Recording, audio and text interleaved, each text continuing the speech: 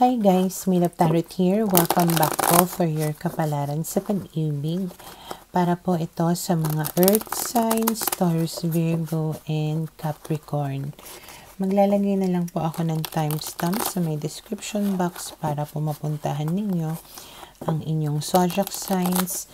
Pero syempre, this is a general reading, kaya hindi po lahat ay makaka-relate. Okay, so we will start po with Taurus. Ano kaya yung posibleng pagdaraanan ng mga Taurus sa mga susunod na mga araw?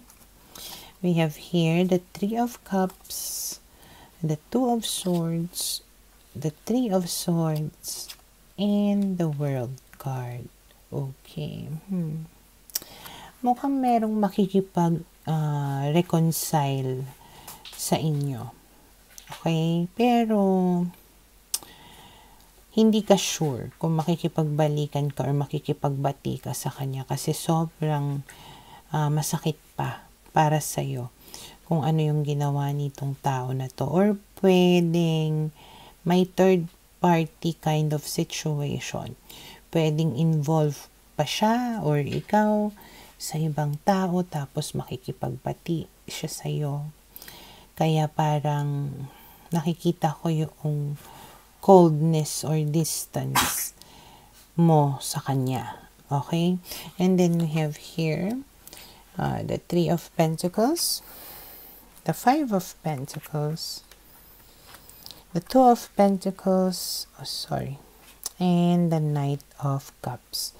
Okay, so nakikita ko rito nga, gusto niya na ayusin ninyo yung relationship ninyo. Pero parang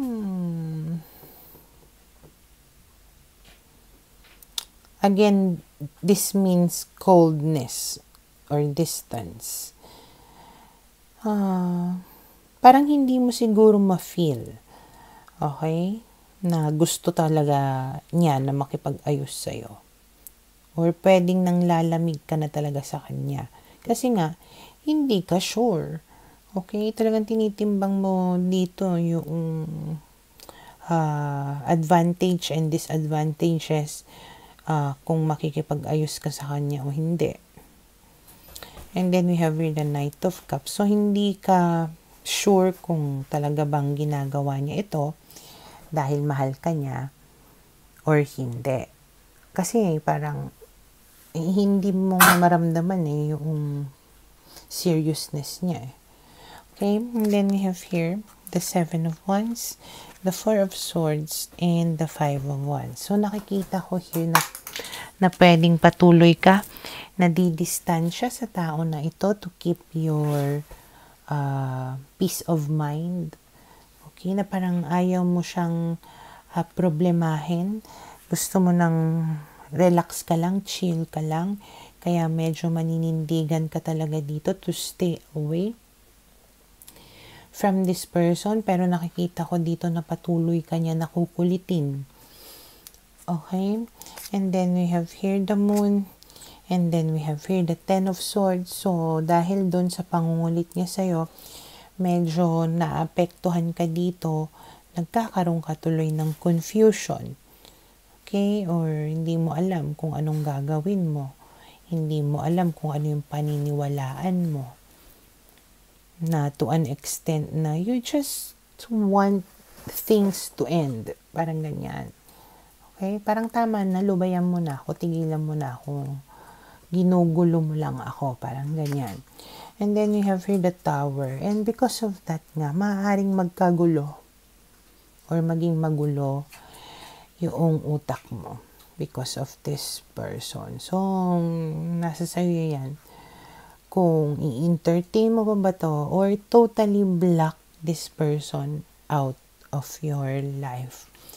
Okay? So, for now, ito yung nakikita ko na posibleng mangyari sa mga Taurus.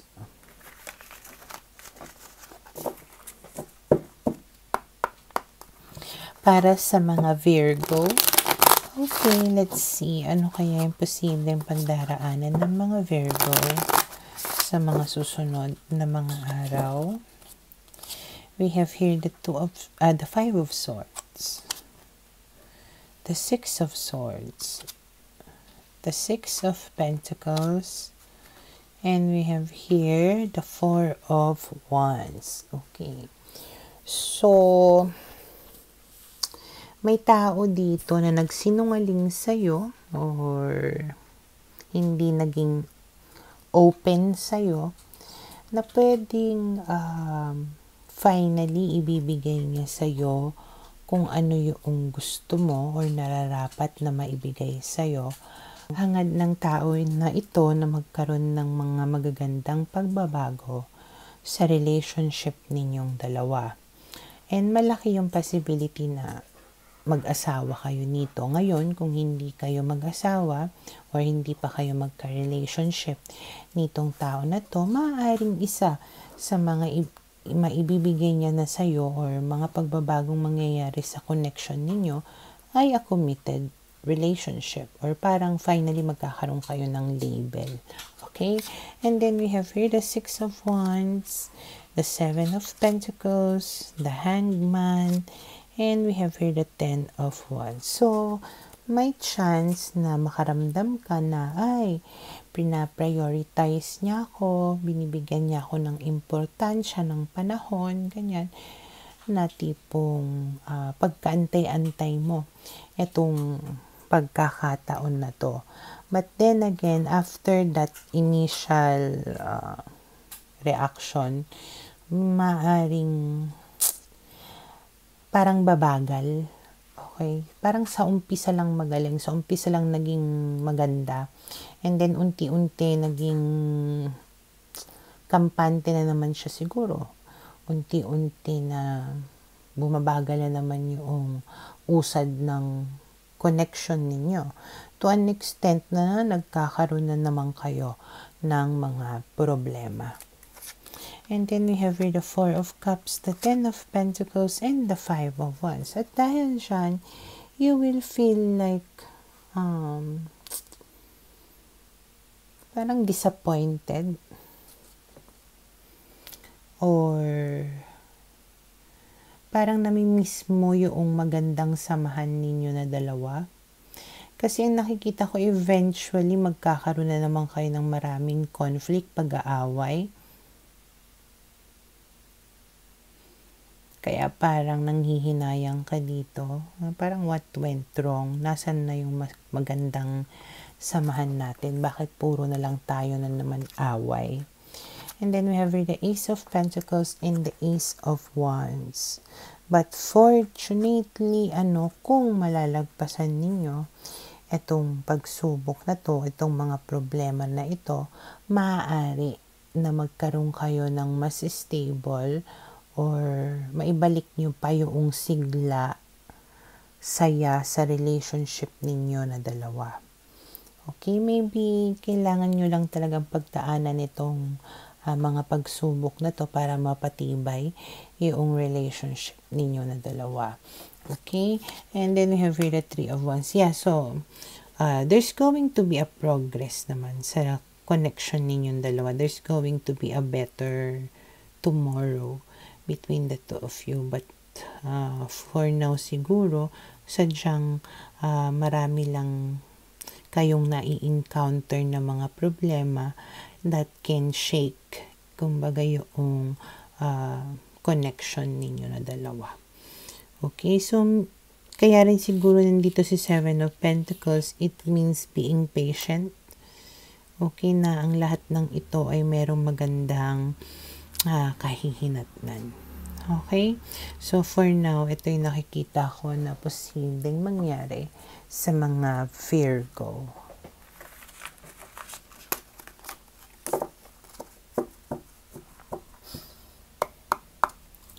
Para sa mga Capricorn, okay, let's see. Ano kaya yung posibleng pagdaraanan ng mga Capricorn sa mga susunod na mga araw? We have here the Page of Cups, the Emperor, the Queen of Cups, and the Page of Swords. Malaki yung possibility na merong kayong makikilala na bagong tao na pwedeng ma-in-love kayo sa tao na ito, na may chance din na siguro mas bata sa inyo itong tao na to. Okay? Pero mukhang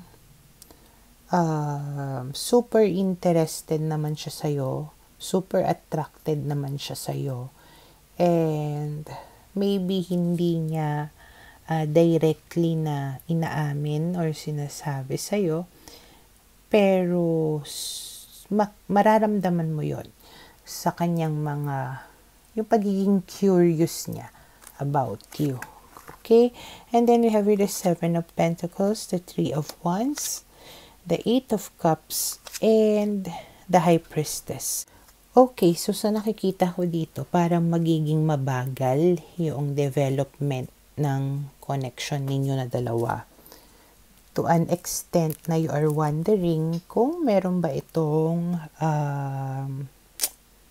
future or magandang patutunguhan. Okay? Nakikita ko rin dito na pwedeng maatat ka kasi nga mas nafo-fall ka sa kanya kaysa sa nafo-fall siya sa'yo. Maaaring siya ay take your time getting to know you better, pero ikaw na in love ka na agad. Okay? So, kailangan mong maging wise dito in dealing with this person. Lalong-lalo na nga kung itong tao na to ay mas bata sa'yo. Kasi baka yung level of maturity, hindi kayo pantay. Pwedeng siya, ini-enjoy niya lang muna yung mga bagay-bagay habang ikaw, seryoso ka na. Okay? And then we have here the 2 of Swords, the Knight of Swords, and the Strength card. So, talagang nagdadalawang isip ka dito. Nalilito ka na. Kasi nga, hindi mo alam kung ano yung nangyayari. Parang naaatat ka dito eh. Gusto mong madaliin yung mga bagay-bagay. Pwedeng ikaw talagang napaamo ka na niya eh. Na-tame ka na niya. And you are trying so hard also to tame down this person. Pero malaki nga yung chance na parang on the go itong tao na to, excited pa sa mga bagay-bagay, may mga iba pa na pinagkakaabalahan, ganyan. Medyo playful pa. Okay? And then we have here the Knight of Wands and the 3 of Cups. So, habang nag-enjoy itong tao na ito, siguro magkakaroon ng tipong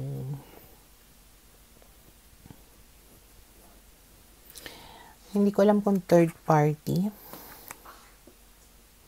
or maybe this can just be friends, na talagang ang concentration nitong tao ngayon na to ay magsaya-saya, good time, enjoying time with friends. Habang ikaw, syempre nag-expect ka na umikot yung mundo niya sa iyo. Parang ganon. So, you will feel like parang feeling mo hindi kanya talaga totally na gusto. Okay? And then we have here the 4 of Swords, which means relax ka lang. Okay? Huwag kang atat. Enjoy the ride. Kumalma ka, te. Okay? Huwag kang magmadali. I-enjoy mo yung getting to know each other ninyo na stage. Okay? I'm not entirely sure kung ano yung kahihinatnan nitong connection na ito. But at the bottom of my card is the Ace of Pentacles, which means may chance na it can lead into something really serious. But as of the moment, mukhang hindi pa siya handa siguro sa ganung level of relationship. Okay? So, nasa sa'yo yan kung i-enjoy mo to or hindi. Okay? So, for now, ito yung nakikita ko na posibleng mangyari sa mga Capricorn.